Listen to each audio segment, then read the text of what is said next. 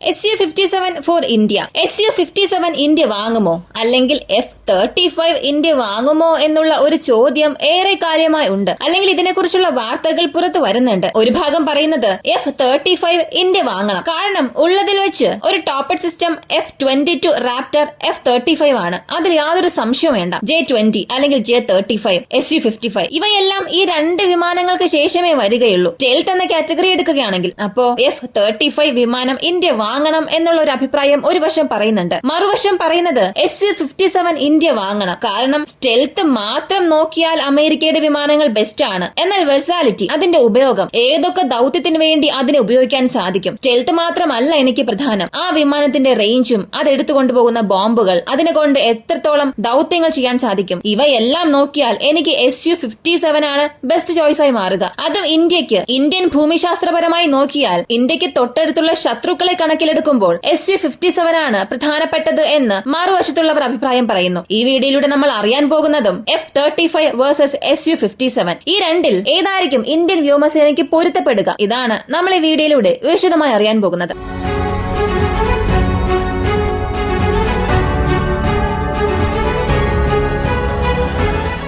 F-35 versus SU-57 for India. ഇന്ത്യയെ സംബന്ധിച്ച് ഭൂമിശാസ്ത്രപരമായി നമുക്ക് രണ്ട് വലിയ തലവേദന നമ്മുടെ തലയ്ക്ക് മുകളിൽ തന്നെയുണ്ട്. ഒന്നാമത്തേത് നമ്മുടെ പഴയ സുഹൃത്ത് പാകിസ്ഥാൻ, മറ്റൊന്ന് ചൈന. ഈ രണ്ട് രാജ്യങ്ങളും ഇപ്പോൾ അവരുടെ വ്യോമസേനയെ അടുത്ത ഘട്ടത്തിലേക്ക് കൊണ്ടുപോയിട്ടുണ്ട്. അതിലും ചൈന ഡിസംബർ മാസം മുതൽ ജനുവരി ഈ സമയപരിധിക്കുള്ളിൽ തന്നെ മുഴുവൻ ലോകത്തെയും സ്തംഭിപ്പിച്ചു. J-35 പ്രഖ്യാപിച്ചു. പിന്നീട് 6th gen fighter jet aircraft ആദ്യമേ പറപ്പിക്കുകയും അതിന് ഒരു കോർഡിനേറ്റ് മാത്രം കൊടുത്ത് പുറത്തുവിട്ടു. ഇങ്ങനെ മുഴുവൻ ലോകത്തെയും ഒരു സംഘർഷത്തിലാഴ്ത്തി. ഇങ്ങനെ ചൈന ടെക്നോളജിയിൽ എവിടെയോ പോവുകയാണ്. തുറന്നു പറയുകയാണെങ്കിൽ ചൈനയുമായി നമ്മൾ വളരെ വളരെ പിന്നിലാണുള്ളത്. ചൈനയുമായി താരതമ്യം ചെയ്യുമ്പോൾ ഈ സ്റ്റെൽത്ത് എയർക്രാഫ്റ്റിന്റെ കാര്യത്തിൽ നമ്മൾ വളരെ വളരെ പിന്നിലാണുള്ളത്. അവരുടെ പക്കൽ ഓപ്പറേഷനിലായി J-20 ഇതിനകം ഉണ്ട്. അതുകൂടാതെ J-35 എക്സ്പോർട്ട് ചെയ്യാനും തയ്യാറെടുക്കുന്നു. കൂടെ ഇപ്പോൾ 6th ജെൻ എയർക്രാഫ്റ്റും ഉണ്ട്. മറ്റ് രാജ്യങ്ങൾ ഇതിന്റെ പ്രോട്ടോടൈപ്പ് ചെയ്യാൻ തന്നെ കഷ്ടപ്പെടുമ്പോൾ ആദ്യമായി ചൈന പറപ്പിച്ചു കാണിച്ചു. അപ്പോ പുറം ലോകത്ത് നമുക്ക് തുറന്നു പറയണമെങ്കിൽ സ്റ്റെൽത്ത് സാങ്കേതിക വിദ്യയിൽ നമ്മൾ ചൈനയേക്കാൾ വളരെ പിന്നിലാണുള്ളത്. മറ്റൊരു ഭാഗത്ത് പാകിസ്ഥാനെ നോക്കുകയാണെങ്കിൽ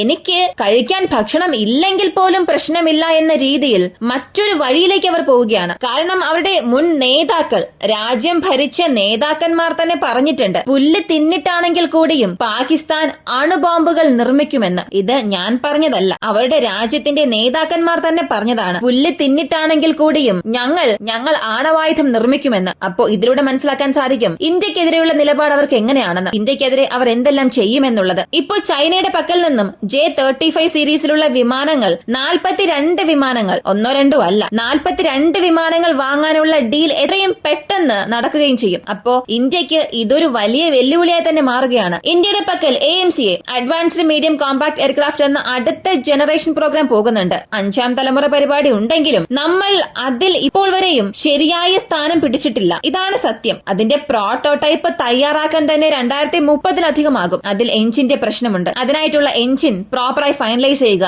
അപ്ഗ്രേഡ്, ഇവയൊന്നും നമ്മൾ തീരുമാനിച്ചിട്ടില്ല. ടെസ്റ്റിംഗ് ഫേസ് പോലും നമ്മൾ ഇതുവരെയും കൈവരിച്ചിട്ടില്ല. ഇന്ന് വരെയുള്ള അപ്ഡേറ്റ് നോക്കുമ്പോൾ അതൊരു പ്രോട്ടോടൈപ്പ് ആകാൻ തന്നെ 2030 വരെ എത്തും. അങ്ങനെ ഒരു സാഹചര്യത്തിലാണുള്ളത്. എന്നാൽ നമുക്ക് തലവേദനയായ രണ്ട് രാജ്യങ്ങളുടെ പക്കൽ, ഒരു രാജ്യത്തിന്റെ പക്കൽ ഫൈറ്റർ ജെറ്റ് ഉണ്ട്, മറ്റൊരു രാജ്യം പെട്ടെന്ന് ഫൈറ്റർ ജെറ്റ് വാങ്ങുമെന്ന സാഹചര്യത്തിലാണ്. അപ്പോ ഇതിന്റെ കൂടെ വീണ്ടും ഒരു തലവേദന വന്നിരിക്കുന്നത് പാകിസ്ഥാന് ഖാൻ വിമാനങ്ങൾ വരുമെന്നുള്ളതാണ്. തുർക്കിയുടെ 5th ജെൻ എയർക്രാഫ്റ്റ് ആണ്. F-35 പോലുള്ള ഒരു പ്രോഗ്രാമുള്ള രാജ്യമാണ്. അവരുടെ പക്കൽ നിന്നും വന്ന ഒരു വിമാനമാണ് ഖാൻ. അവരുടെ രാജ്യത്ത് നിർമ്മിച്ച ഒരു വിമാനമാണ് ഖാൻ. അത് ഒരു പക്ഷേ തുർക്കിയിൽ നിന്നും പാകിസ്ഥാനിലേക്ക് വരും. അതും ടെക്നോളജി ട്രാൻസ്ഫർ വഴി ഈ വിമാനങ്ങൾ വരും എന്നുള്ളത് ഇന്ത്യക്ക് വീണ്ടും ഒരു വെല്ലുവിളിയായി മാറും. കാരണം ഈ രണ്ട് രാജ്യങ്ങൾക്കിടയിൽ ഇതിനകം തന്നെ സൗഹൃദം അധികമാണ്. കൂടാതെ 2024 പ്രധാനപ്പെട്ട 4 പ്രതിരോധ എഗ്രിമെന്റ്സ് ഇവർക്കിടയിലുണ്ട്. ഫൈറ്റർ ജെറ്റിനായിട്ടുള്ള ടെക്നോളജി ട്രാൻസ്ഫർ ചെയ്യുക, ലോങ് റേഞ്ച് മിസൈൽസ്, ഇവ ഈ രണ്ട് രാജ്യങ്ങൾക്കുള്ളിൽ ഷെയർ ചെയ്യുക. വീണ്ടും 2 എക്സ്ട്രാ എഗ്രിമെന്റ്സ് ഇവർക്കുള്ളിൽ സൈൻ ആയിട്ടുണ്ട്. അല്ലെങ്കിൽ AMCAയിൽ നമ്മൾ പെട്ടെന്ന് തന്നെ ഒരു ഉയർന്ന സ്ഥാനത്തിൽ എത്തുക എന്നുള്ളത് സാധ്യമല്ലാത്തൊരു കാര്യമാണ്. അങ്ങനെയുള്ളപ്പോൾ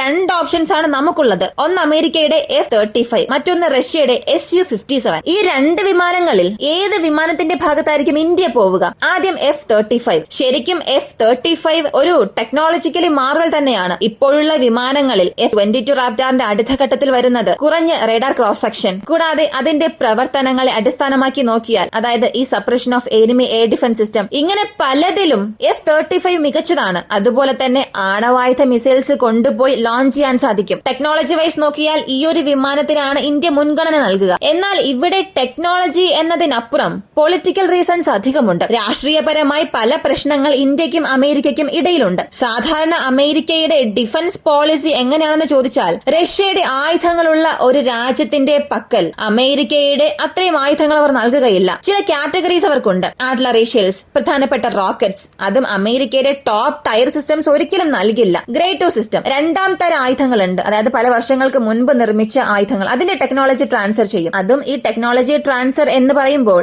റഷ്യ ഇന്ത്യക്ക് നൽകുന്നത് പോലെ 60-40, 50-50 അങ്ങനെയുള്ള ഷെയർ അല്ല. 20-80, 30-70 ആ ഒരു അനുപാതത്തിൽ മാത്രമേ ഇതുവരെയും അവർ നൽകിയിട്ടുള്ളൂ. അതും F-35 പ്രധാനപ്പെട്ട ഒരു പ്രശ്നം എന്താണെന്ന് അറിയണ്ടേ? റഷ്യയുടെ എയർ ഡിഫൻസ് സിസ്റ്റം S-400 ഏതെല്ലാം രാജ്യങ്ങളിലാണോ പ്രവർത്തിപ്പിക്കുന്നത്, അവർക്ക് F-35 അമേരിക്ക നൽകില്ല. ഏത് കാലത്തും ഈ രണ്ട് വശവും, അമേരിക്കയുടെ സ്റ്റെൽത്ത് എയർക്രാഫ്റ്റും റഷ്യയുടെ S-400 നേർക്ക് നേർ കൂട്ടിമുട്ടാൻ പാടില്ല എന്നുള്ളത് അമേരിക്ക ആഗ്രഹിക്കുന്നുണ്ട്. കാരണം S-400 കുറിച്ച് അവർ പറയുന്ന ഒരു അവകാശവാദം, ഞങ്ങളെ കൊണ്ട് സ്റ്റെൽത്ത് എയർക്രാഫ്റ്റിനെ 30 മുതൽ 80 കിലോമീറ്ററിനുള്ളിൽ തീർച്ചയായും എൻഗേജ്മെന്റ് ലോക്ക് ചെയ്യാൻ കഴിയുമെന്നാണ്. ട്രാക്ക് ചെയ്യുക എന്നത് 300 കിലോമീറ്ററിൽ നിന്നും ചെയ്യാൻ സാധിക്കും, എത്ര തന്നെ അതിന്റെ റഡാർ ക്രോസ് സെക്ഷൻ കുറവാണെങ്കിലും. പക്ഷേ എൻഗേജ് ചെയ്യുന്നത് 50 കിലോമീറ്ററിൽ തന്നെ ഞങ്ങളെ കൊണ്ട് ചെയ്യാൻ കഴിയുമെന്ന അറിയിപ്പ് നൽകി. ഇത് അമേരിക്കയ്ക്ക് ഒരു പ്രശ്നമായി മാറി. അപ്പോ ഇന്ത്യയുടെ പക്കൽ S-400 ഉള്ളതുകൊണ്ട് തന്നെ തീർച്ചയായും ഇവിടെ അമേരിക്ക F-35 നൽകില്ല എന്നുള്ള അഭിപ്രായങ്ങളും പടരുന്നുണ്ട്. ഇത് യഥാർത്ഥത്തിൽ നടക്കുമോ എന്ന് നോക്കിയാൽ, ആ വിമാനം നിർമ്മിച്ചുകൊണ്ടിരിക്കുന്ന ലോഹിഡ് മാർട്ടിൻ അവർ 2024 ഒരു അറിയിപ്പ് കൊടുത്തു. ഇന്ത്യ ആഗ്രഹിക്കുകയാണെങ്കിൽ അമേരിക്കൻ സർക്കാരിന്റെ പിന്തുണയോടുകൂടി F-35 ഇന്ത്യക്ക് നൽകാനുള്ള ശ്രമങ്ങളിൽ ഞങ്ങളെ കൊണ്ട് കഴിയുന്നത്ര സഹായം ഞങ്ങൾ ചെയ്യുമെന്ന ഒരു അറിയിപ്പ് നൽകി. അങ്ങനെ അറിയിപ്പ് കൊടുത്തത് മാത്രമല്ല, ഒരു പക്ഷേ F-35 എന്തെങ്കിലും പ്രശ്നം വന്നാൽ F-21 സീരീസിലുള്ള വിമാനങ്ങൾ ഞങ്ങൾ ഇന്ത്യക്ക് നൽകാൻ തയ്യാറാണ്. ഇന്ത്യയുടെ MRCA multi role compact aircraft fighter ജെറ്റിനായിട്ടുള്ള ഒരു പ്രോഗ്രാമാണ്. 100-ലധികം ഫൈറ്റർ ജെറ്റ് പല ബില്യൺ ഡോളേഴ്സിന് വാങ്ങാനുള്ള ഒരു ടെൻഡറാണിത്. അതിൽ ഈ വിമാനങ്ങളെ നൽകാൻ ഞങ്ങൾ തയ്യാറാണ് എന്ന് നേരിട്ട് ആ കമ്പനി തന്നെ ഒരു അറിയിപ്പ് കൊടുത്തു. F-16 നമുക്കറിയാം, F-35 നമുക്കറിയാം, F-22 Raptor, F-18 super Hornet ഇവയെല്ലാം അറിയാം. ഇതെന്താണ് F-21? ഇതിനെക്കുറിച്ച് പുറത്തുനിന്നും നമ്മൾ അധികം കേട്ടിട്ടില്ലല്ലോ. ഇത് മറ്റൊന്നുമല്ല, F-16 അതൊരു fighting falcon, super fighting falcon അല്ലെങ്കിൽ സുപ്പീരിയർ എന്ന് പറയാം. വളരെ വളരെ അപ്ഗ്രേഡഡ് വേരിയന്റ് ആണ്. F-16 എക്സ്ട്രാ ബൂസ്റ്റപ്പ് ചെയ്ത ഒരു മോഡൽ എന്ന് വേണമെങ്കിൽ പറയാം. ഇത് ഞങ്ങൾക്ക് ഇന്ത്യക്ക് നൽകും എന്ന് പറഞ്ഞിട്ടുണ്ട്. അപ്പോ F-35 ഇന്ത്യ വാങ്ങിയില്ലെങ്കിലും ഈ വിമാനങ്ങൾ വാങ്ങാം. F-35 ഒരു സുപ്പീരിയർ ആണ്. മറ്റു പല കാരണങ്ങൾ പറഞ്ഞാലും ഒരു പക്ഷേ നാളെ F-35 വാങ്ങുകയാണെങ്കിൽ അതിൽ നമുക്ക് ടെക്നോളജി ട്രാൻസ്ഫർ ഒന്നും തന്നെ ലഭിക്കില്ല. കൂടാതെ F-35 കോസ്റ്റ് പല മില്യൺ ആണ്. അതിനി പ്രവർത്തിപ്പിക്കുന്നതിനും പല കോസ്റ്റ് ഉണ്ട്. ഇതിന്റെ ഓപ്പറേഷണൽ കോസ്റ്റ് ഇന്ത്യയുടെ Su-30 അതിന്റെ 4-5 വിമാനങ്ങളെ 1 മണിക്കൂർ ഓപ്പറേറ്റ് ചെയ്യാൻ എത്ര പണം ആവശ്യമാണോ അത്രയും പണം ഈ ഒരു വിമാനത്തിന് വരും. ഇപ്പൊ F-35 നമുക്ക് മാറ്റിവെക്കാം. അടുത്ത Su-57 വരാം. യഥാർത്ഥത്തിൽ ഇന്ത്യ ചെയ്തതിൽ വെച്ച് ഒരു മണ്ടത്തരമായ കാര്യം Su-57 ഡീലിൽ നിന്നും പുറത്തേക്ക് വന്നതാണ്. ഇതിന് ഇന്ത്യ 1000 കാരണങ്ങൾ പറഞ്ഞാലും നമ്മുടെ പക്കൽ നമ്മുടെ ആഭ്യന്തര ഉൽപാദനം എത്രത്തോളമാണെന്ന് നമുക്ക് നന്നായി അറിയാം. അങ്ങനെയുള്ള ഒരു സാഹചര്യത്തിൽ ഈ പ്രോഗ്രാം വിട്ട് ഇന്ത്യ പുറത്തേക്ക് വന്നത് നമുക്ക് അറിയാവുന്നതുവരെയും ഒരു തിരിച്ചടിയാണ്. ഇന്നുവരെയും അത് തിരിച്ചടി തന്നെയാണ്. നമുക്ക് പല കാര്യങ്ങൾ പറയാം. AMCയെ നമ്മൾ ആഭ്യന്തരമായി ഉൽപ്പാദിപ്പിക്കുന്നുണ്ട്, അതിൽ തീർച്ചയായും നമ്മൾ മറ്റൊരു തലത്തിലെത്തും. അത് ശരി തന്നെയാണ്, യാതൊരു സംശയവുമില്ല. എന്നാൽ നമുക്ക് അടിയന്തര ആവശ്യങ്ങൾ ഉണ്ടല്ലോ. തൊട്ടടുത്തുള്ള 2 രാജ്യങ്ങളും നമ്മുടെ തലയ്ക്ക് മുകളിൽ കത്തിവെച്ചുകൊണ്ട് എപ്പോഴും നമ്മളെ ആക്രമിക്കാൻ നിൽക്കുന്ന സാഹചര്യത്തിൽ നമ്മുടെ പക്കലും അവരെ കൈകാര്യം ചെയ്യാനായി സമാനമായ ഒരു കത്തി ആവശ്യമാണ്. അപ്പോ ഈ ഒരു കാരണം വെച്ച് നോക്കുകയാണെങ്കിൽ നമ്മുടെ പക്കൽ Su-57 ഉണ്ടെങ്കിൽ അതിന്റെ ഒരു സ്ക്വാഡ്രൺ 2 സ്ക്വാഡ്രണോ ഉണ്ടായിരുന്നെങ്കിൽ പാകിസ്ഥാൻ, ചൈന നിങ്ങൾ ഏത് വിമാനമെങ്കിലും വാങ്ങിക്കൊള്ളൂ.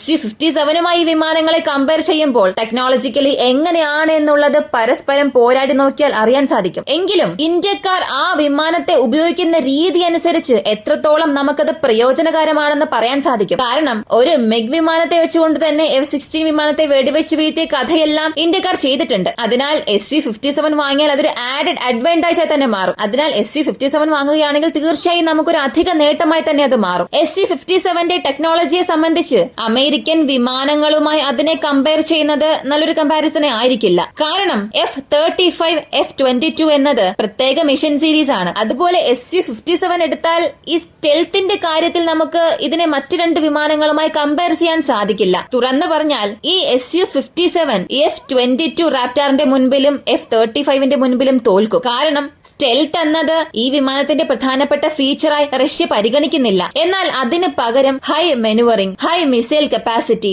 Multiple versatility programme, multi launch platform, ഈ ആശയത്തിലാണ് റഷ്യ F-35 നിർമ്മിച്ചിരിക്കുന്നത്. ഇപ്പോ ഒരു F-35 അകത്തേക്ക് പോകുന്നുവെന്നുണ്ടെങ്കിൽ അത് 500 കിലോമീറ്റർ കോമ്പാക്ട് റേഡിയസ് അവസാനിപ്പിച്ച് തിരികെ വരാനുള്ള ഫ്യൂവൽ അതിലുണ്ടാകും. എന്നാൽ SU-57നെ സംബന്ധിച്ച് ഈ ഒരു പ്രത്യേക വിമാനത്തെ കൊണ്ട് 1200 കിലോമീറ്ററിലധികം കോമ്പാക്ട് റേഡിയസ് അച്ചീവ് ചെയ്യാൻ സാധിക്കും. F-35യുമായി കമ്പയർ ചെയ്യുമ്പോൾ ഡബിൾ ദ റേഡിയസ് ഇതിനെ കൊണ്ട് കവർ ചെയ്യാൻ സാധിക്കും. അതുപോലെ തന്നെ ഉദാഹരണത്തിന് പറഞ്ഞാൽ F-22 റാപ്റ്റർ, F-35 ഈ വിമാനങ്ങളെ കൊണ്ട് 1.5 ടൺ ആയുധങ്ങൾ കൊണ്ടുപോയി ലോഞ്ച് ചെയ്യാൻ കഴിയുമെങ്കിൽ SU-57നെ കൊണ്ട് 4 ടണ്ണോളം ആയുധങ്ങൾ, air to ground missile, air to air missile, വിമാനത്തിൽ നിന്ന് വിമാനങ്ങളെ ആക്രമിക്കുന്ന മിസൈൽസ്, വിമാനത്തിൽ നിന്നും തറയെ നശിപ്പിക്കുന്ന ആയുധങ്ങൾ, ഇവയെല്ലാം മുഴുവനായും ചെയ്യാൻ സാധിക്കും. അപ്പോ ഇന്ത്യയുടെ ഡിഫൻസ് പോളിസിയെ സംബന്ധിച്ച് SU-57 എന്നത് ഒരു ശരിയായ ഫസ്റ്റ് ലൈൻ ചോയ്സ് തന്നെയാണ്. എന്നാൽ ഈ പ്രോഗ്രാം വിട്ട് നമ്മൾ പുറത്തേക്ക് വന്നാലും ഇപ്പോഴും നമുക്ക് ഈ വിമാനത്തെ വാങ്ങാനുള്ള സാധ്യതകളുണ്ട്. അതിന് നല്ലൊരു ഉദാഹരണമാണ് ബാംഗ്ലൂരിൽ നടക്കാൻ പോകുന്ന എയ്റോ ഇന്ത്യ 2025. ഈ രണ്ട് വിമാനങ്ങളെയും ഇനി താരതമ്യം ചെയ്യണമെന്നുണ്ടെങ്കിൽ ആദ്യം കമ്പയർ ചെയ്യാൻ പോകുന്നത് ഓപ്പറേഷണൽ കോസ്റ്റ് ആണ്. F-35 വിമാനം ടെക്നോളജിക്കലി മാർവലാണ്. അതിനെക്കുറിച്ച് നമുക്ക് ഒരുപാട് കാര്യങ്ങൾ പറയാം. പക്ഷേ അതിന്റെ കോസ്റ്റ് നമ്മളെ കൊണ്ട് ഒരിക്കലും അംഗീകരിക്കാൻ സാധിക്കില്ല. നമ്മളെ കൊണ്ട് അത് അക്കോമഡേറ്റ് ചെയ്യാൻ സാധിക്കില്ല. ഒരു മണിക്കൂർ ആ വിമാനം പറക്കണമെന്നുണ്ടെങ്കിൽ പല $1000 നമ്മൾ ചിലവാക്കണം. അതും ആ ഒരു മണിക്കൂർ ആ വിമാനം പറന്നാൽ അടുത്ത 1-2 ദിവസം സർവീസ് സ്റ്റേഷനിലായിരിക്കും. സൂപ്പർസോണിക് ഫ്ലൈറ്റ് എന്നൊക്കെ പറയും. എന്നാൽ സൂപ്പർസോണിക് വേഗതയിൽ അത് പോയി കഴിഞ്ഞാൽ അതിന്റെ സ്റ്റെൽത്ത് പാനലുകൾ ഇങ്ങനെ താഴെ ഉരിഞ്ഞു വീഴും. ഇത്തരത്തിലുള്ള സംഭവങ്ങൾ നേരത്തെയും ഉണ്ടായിട്ടുണ്ട്. മാത്രമല്ല അതിന്റെ engine failure all weather fighter jet അല്ലാതെ SU-57 നോക്കുകയാണെങ്കിൽ ഓൾ വെതർ ഫൈറ്റർ ജെറ്റ് ആണ്. മഴ, ഇടിമിന്നൽ, മഴ, മഞ്ഞ്, കാറ്റ്, ഇങ്ങനെ ഏതൊരു കാലാവസ്ഥയിലും ഉപയോഗിക്കാൻ സാധിക്കും. ലൈറ്റ്നിങ് സ്ട്രൈക്ക് നടക്കുമ്പോൾ ഇതിന് ഉപയോഗിക്കാൻ സാധിക്കില്ല. കാരണം അതിന്റെ ഓൺബോർഡ് സെൻസാർസ് എന്നത് ലൈറ്റനിങ് കണ്ടീഷൻസിൽ ഫെയിൽ ആകും. അതുപോലെ SU-57ന്റെ റേറ്റും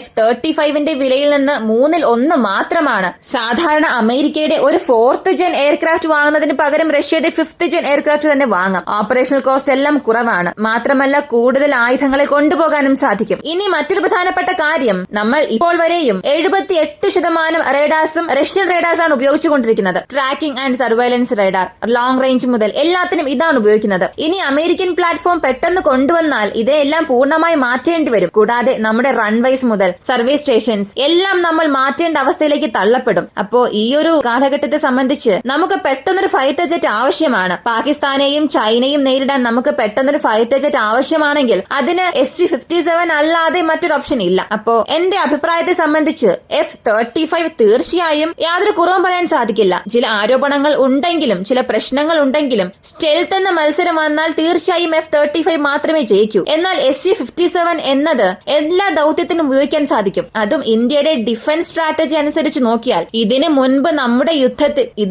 നമ്മൾ നടത്തിയ യുദ്ധത്തിൽ നമ്മൾ ചെയ്ത തന്ത്രങ്ങളെല്ലാം അനുസരിച്ച് നോക്കിയാൽ SU-57 തന്നെ നമുക്ക് ആവശ്യമായിട്ടുള്ള ഒരു കാര്യമാണ്. AMCA തയ്യാറായി വരാൻ തന്നെ നമുക്ക് ഒരുപാട് കാലം എടുക്കും. അതിനുള്ളിൽ ഈ ഒരു ഗ്യാപ്പ് ഫില്ല് ചെയ്യാൻ നമ്മുടെ സ്ക്വാഡ്രൺ 40-ൽ താഴെയാകാൻ പോവുകയാണ്. ഈ സ്ക്വാഡ്രണിന്റെ സ്ട്രെങ്ത് വീണ്ടും കൂട്ടണമെന്നുണ്ടെങ്കിൽ ഹിമാലയൻ ബോർഡേഴ്സിനെ സെക്യൂർ ചെയ്യുന്നതിനും പഞ്ചാബ് ബോർഡറിനെ സെക്യൂർ ചെയ്യുന്നതിനും SU-57 തീർച്ചയായും നമുക്ക് ആവശ്യമായി വരും. നിങ്ങളുടെ അഭിപ്രായം എന്താണ്? F-35 ആണോ ബെസ്റ്റ്? SU-57 ആണോ ബെസ്റ്റ്? AMCA തീർച്ചയായും വരും. അതിനെക്കുറിച്ച് നമുക്ക് ഒന്നും വലുതായി സംസാരിക്കാനില്ല. അതിന് മുൻപുണ്ടാകുന്ന ഈ ഒരു ഗ്യാപ്പ് ഫില്ല് ചെയ്യാൻ നമുക്ക് ഏതാണ് ആവശ്യമായി വരിക? നിങ്ങളുടെ അഭിപ്രായം കമന്റിൽ പറയുക. ഇങ്ങനെയുള്ള വീഡിയോസ് കാണാൻ താല്പര്യമുള്ളവരാണ് നിങ്ങളെങ്കിൽ ഇപ്പോൾ തന്നെ നമ്മുടെ ചാനൽ സബ്സ്ക്രൈബ് ചെയ്യുക. മറ്റൊരു വീഡിയോയുമായി വീണ്ടും കാണാം.